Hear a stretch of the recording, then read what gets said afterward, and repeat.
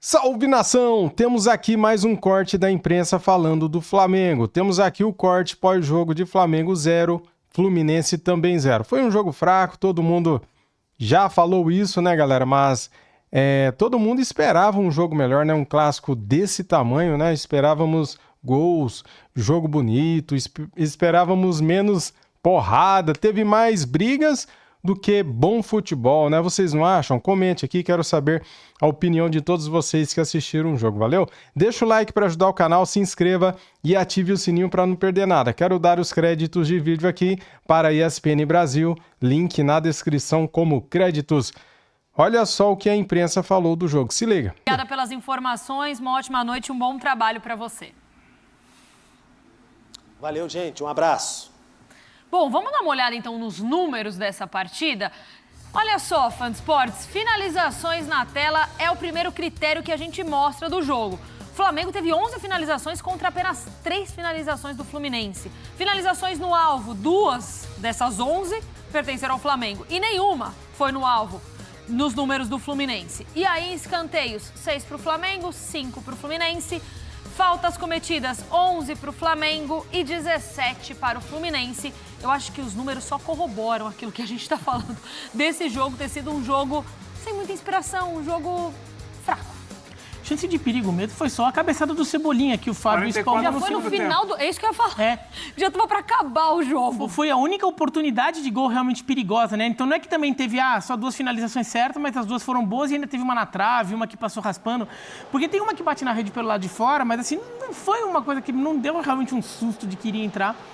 De fato, foi um jogo que não aconteceu. Agora, sabe uma coisa que eu gostei da entrevista do Felipe Luiz? Ele bancando que não vai se matar pelo Campeonato Carioca. Sim, isso tá certo. Isso assim, e outra coisa, isso foi uma coisa, acho que o lado positivo que até acabou tendo pouca repercussão, porque a declaração como um todo não foi boa. Do John Textor, depois da derrota do Botafogo na Supercopa, que ele quer se justificar e justificar que ele está sem técnico, que ele não contratou um técnico para o Botafogo. Isso é ruim. Mas ele falou um negócio também. Eu não vou mandar meu planejamento por causa de uma derrota, por causa de uma Supercopa. A Supercopa do Brasil não é um torneio importante, assim. O estadual também não é. É um torneio legal, se você puder ganhar, legal, você vai jogar para ganhar, ninguém vai entrar em campo para perder. Nunca pode ser maior do que os outros. Exato, exato. Você não vai tratar... É uma pré-temporada. Você não vai A realidade transformou os estaduais em pré-temporada. A questão é que no meio disso tem os clássicos. E os clássicos levam técnicos a serem demitidos. Levam as importâncias que tem e assim, nesse ano principalmente, em que os estaduais foram antecipados, eles começaram mais cedo que o normal, então prejudicou ainda mais a pré-temporada oficial e... particularmente para Flamengo e Fluminense, mas também para Botafogo e Palmeiras, ainda tem um Mundial de Clubes no meio do ano, que obviamente é o torneio que é o foco do... E é o que faz a diferença. Eu queria falar sobre as declarações dos treinadores ali, quanto às questões extracampo que eles citaram. Por mais que eles tenham dito, não quero dar justificativa, para mim, nem gramado, por mais que esteja duro, reclamação, nem calor influenciaram o jogo. Os times foram intensos, sim, correram muito, sim, disputaram muito o jogo, sim, a bola rolou. Aliás, eu estava olhando o jogo e pensando, nossa, o gramado parece estar muito bom, porque está lisinho, não tem buraco, ele é regular, só que está duro para quem está jogando. Essa é uma outra questão. E o cara que está lá dentro, claro que sabe muito mais do que quem está fora, mas para o transcorrer do jogo, tecnicamente, ele não afeta o desempenho dos times. E o calor, por mais que estivesse realmente quente, eu vi os times correndo muito.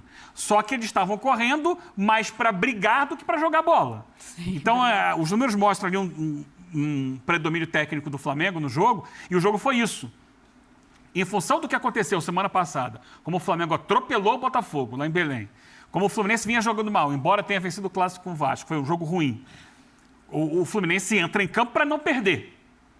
E ele entra para dificultar o Flamengo no aspecto físico. Então ele vai para o contato físico, ele vai para o embate corporal, ele sufoca a marcação, ele tenta tirar o Flamengo da superioridade técnica, provocando isso, o choque, o contato, a discussão, o disse-me-disse.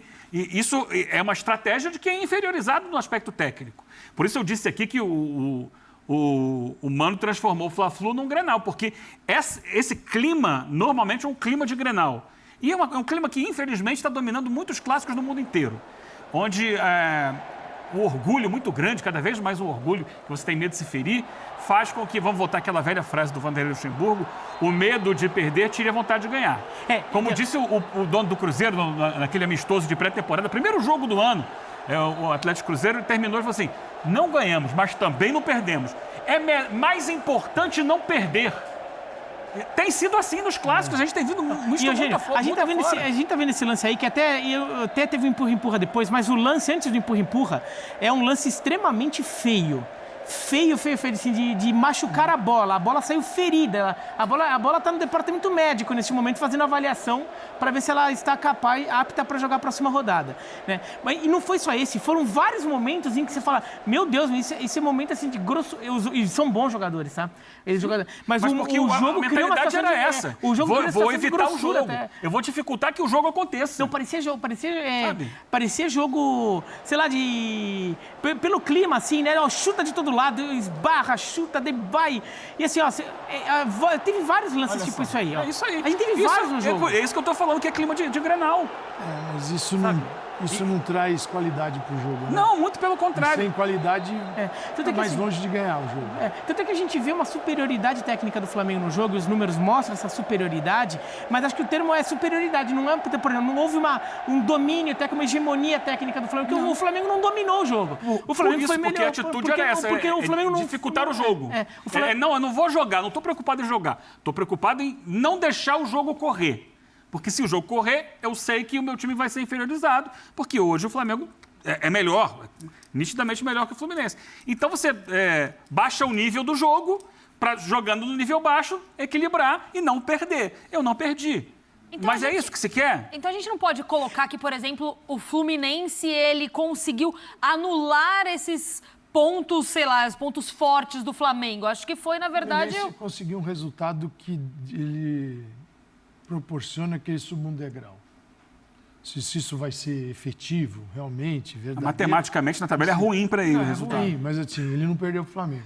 Assim, hoje, se você pegar o Flamengo que atropelou o Botafogo, você fala assim, se esse Flamengo joga que jogou contra o Botafogo, não tem a menor chance. Então o Fluminense foi para... Ele vai para o quê? Para não permitir jogar. Então veja assim, é ruim para classificar, mas tomar um 4-0, 3-0...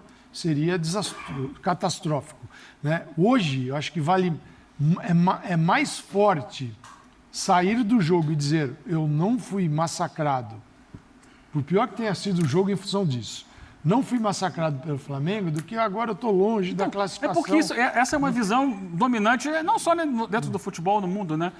Eu vou lutar, eu vou brigar, e o que é o meu orgulho de estar ali na prática. Isso leva aqui, eu não perdi.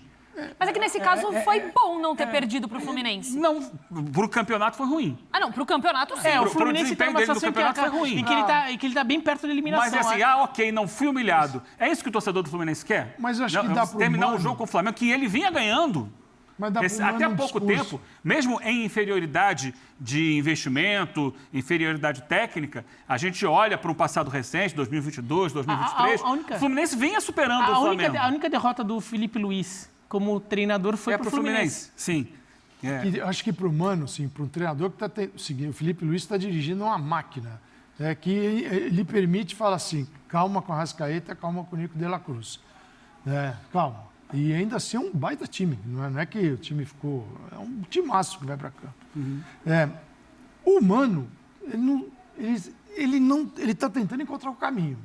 Então, assim, ao confrontar isso, o Mano, apesar do resultado que não ajuda muito o Fluminense na tabela, ele tem um pontinho para se apoiar para tentar trabalhar com o elenco nas próximas semanas. Olha... Ali, não perdemos aquele jogo, isso aqui funcionou, isso aqui não funcionou. Assim, o Mano está precisando de uma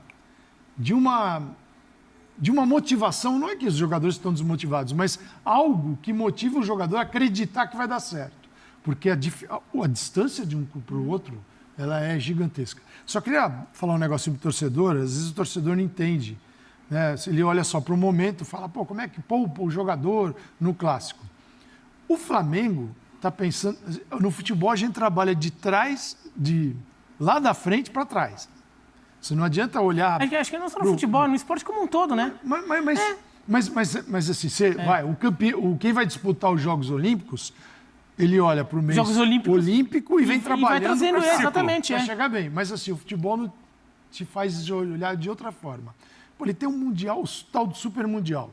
Flamengo, hoje, tem o melhor time entre os brasileiros.